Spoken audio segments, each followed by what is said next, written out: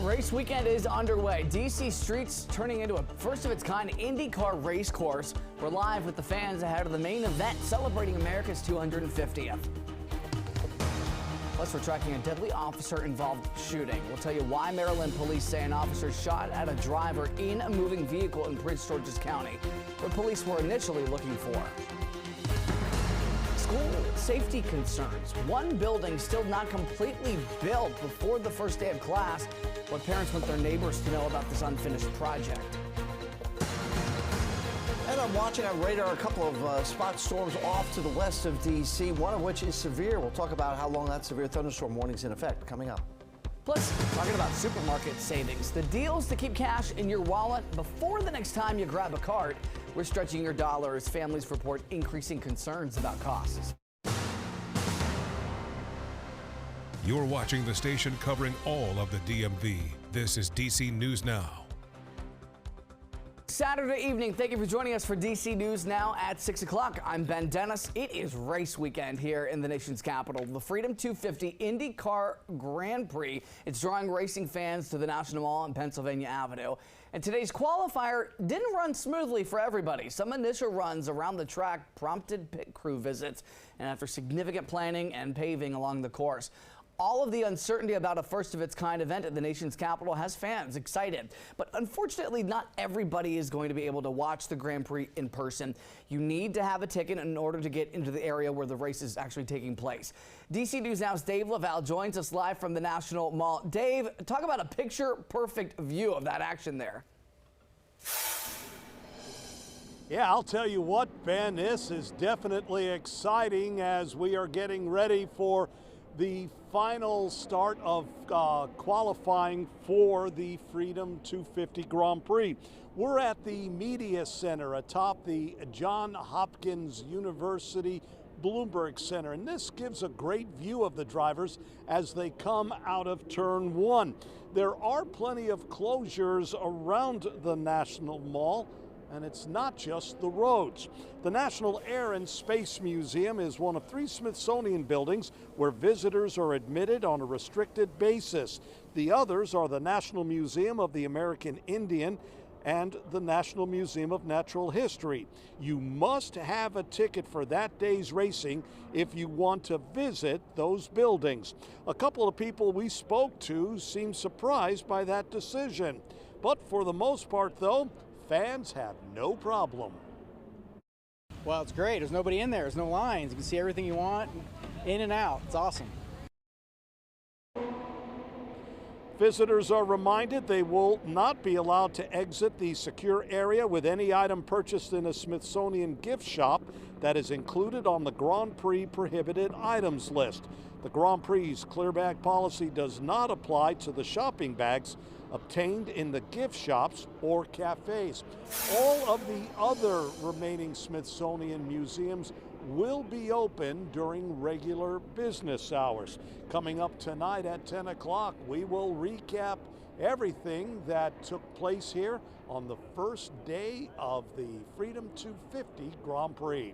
We're live along the National Mall in Northwest. Dave Laval, DC News Now. Great view. Looking forward to that at 10 o'clock on the CW, Dave. Meanwhile, DC Mayor Muriel Bowser hit the track ahead of race weekend. She rode shotgun for a quick spin around this course. The mayor says this weekend's event is one big victory lap for the district. Teams have been working with the organizers to try to minimize disruption, but when we think of the tens, if not hundreds of millions of dollars of economic impact events like this can have on the city, we not only want to have it this year, we want to have it next year and the year after that and the year after that. The mayor says crews will start breaking down this event, clearing the streets tomorrow night, but that could last several days. And as we take a live look at Reagan National Airport, the FAA is pausing flights at DCA for 3 hours tomorrow. Why? Because of flyovers to celebrate the race. The airspace above DCA is set to be closed from 10:15 tomorrow morning to 1:15 in the afternoon. Anybody flying should plan in advance should any delays pop up, including if inbound flights eventually may be diverted. Here's another look at some of those road closures. If you are heading anywhere near the National Mall this weekend, expect to find some detours in front of you. Traffic and delays, no doubt. Go ahead and check our website, dcnewsnow.com, for the full list of road closures, everything you need to know about race weekend, including the cleanup and when things will return to normal. Just search Grand Prix. All right, let's get over to meteorologist Scott Sunder. Scott, let's just say cloudy day if you're a race car driver. But let's ask the big question. Is it going to be wet on the pavement tomorrow for the big race? No. It will not. Good. That's good news. Bad news, though, is we do have a severe thunderstorm warning out there. This one has been a very significant cell. Considerable winds being seen, potentially up to 70-mile-an-hour wind gusts. That's considerable here, although we're not seeing a damaging severe thunderstorm warning yet. It would probably have to get a little higher than it's 70. Well, the 70 is still pretty bad. And what concerns me, too, a little bit of rotation. This BTI number represents Barron Tornado Index. The higher the number goes, the more likely there's definite rotation within the cell. And it does have quite a bit of hail associated with it. This is the velocity. You can see the couplet between the red and the green as it continues to move further east. Now, this is in Hampshire County. This is in West Virginia. It's far away from D.C., but there is some shear associated with this here. And like I said, there's also some hail as it is tracking across portions of West Virginia. And if it continues on this track, it will continue over towards Virginia. We'll have a wider perspective of the radar and show you exactly what is expected for tonight and beyond with our Futurecast coming up in a bit. Ben? All right, Scott, thank you. D.C. police say somebody barricaded themselves inside an apartment in Foggy Bottom, and there was a large police presence as a result. Police say they were executing a warrant along Pennsylvania Avenue, which is near Washington Circle, at the time looking for a suspect around 8:30, and that's when they barricaded themselves inside. Police are urging folks to avoid this area until the situation resolves itself. Over in Prince George's County, police say an officer shot and killed a man last night in Morningside on Remy Drive. Police say they noticed two vehicles near Suitland and Randolph Roads. That's when officers followed them to Remy Drive. Officials say one of the drivers drove off the road through somebody's yard and started driving toward officers. That's when they say an officer shot the driver. Police rushed him to the hospital where he later died. Right now, the Maryland Attorney General's office is taking over the investigation. And staying in Maryland, police are looking for a carjacking suspect in Charles County. This is who they say they're looking for. David Thomas Alston has been charged with armed carjacking along with first-degree assault. The Charles County Sheriff's Office says the 21-year-old tends to spend time in Charles County, Prince George's County, and Southeast D.C. If you have any information where he may be, you're asked to contact police. Meantime, nearly a dozen cars broken into in Maryland lately and nearby. Families in Tacoma Park found their cars damaged, and in some cases, they're facing a repair bill that's more costly than what the stolen items are worth. DC News Now's Randy Bass takes a look at that damage. Yeah.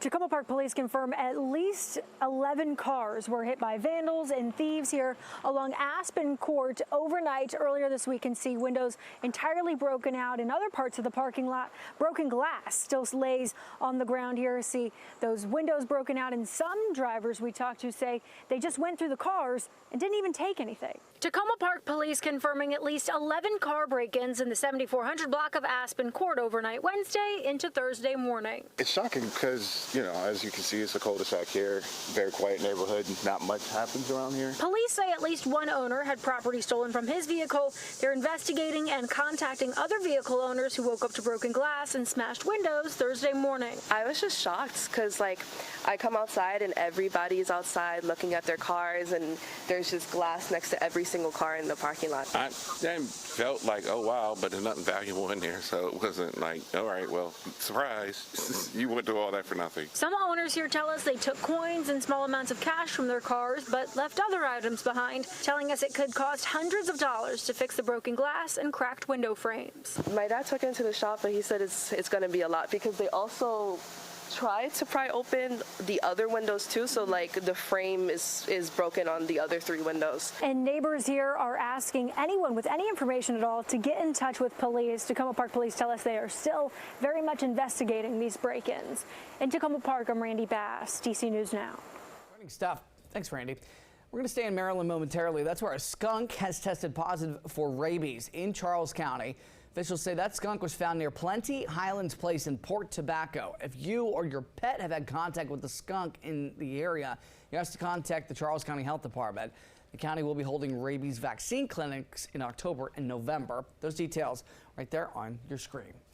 A federal judge is again being asked to stop the Kennedy Center board from trying to add President Trump's name to the Performing Arts Center. Lawyers for Ohio Democratic Congresswoman Joyce Beatty are seeking an emergency order. They say it's only Congress that can change the center's name. President Trump's name, you might remember, it was added by a board that he appointed earlier this year, but a judge ordered it removed from the building in mid-June. The center's board approved the plan to re-add the president's name last week, but with an inscription reading, "Restored and renovated by President Donald J. Trump." The work could begin as early as September the 8th. Well, those 50% tariffs on Canadian products, well, they're now in effect. All this comes after trade talks between Canada and the United States fell apart.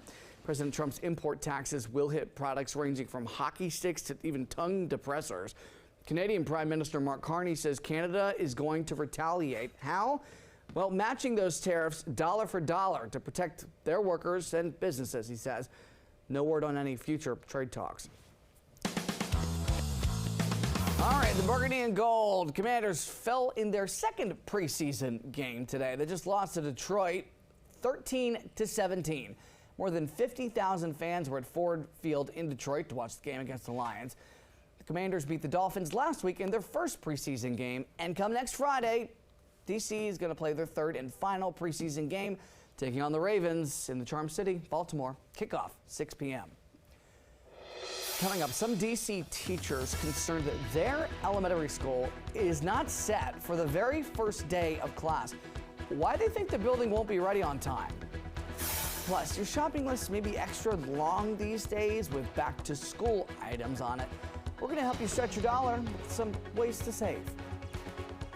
Live look at the Kennedy Center. My, oh my, let's talk about a cloudy day starting to clear up, at least right now, in the nation's capital. Scott Sumner's coming back with who is going to be facing some storms this evening, spotty, and your full forecast for your 7-day after the break.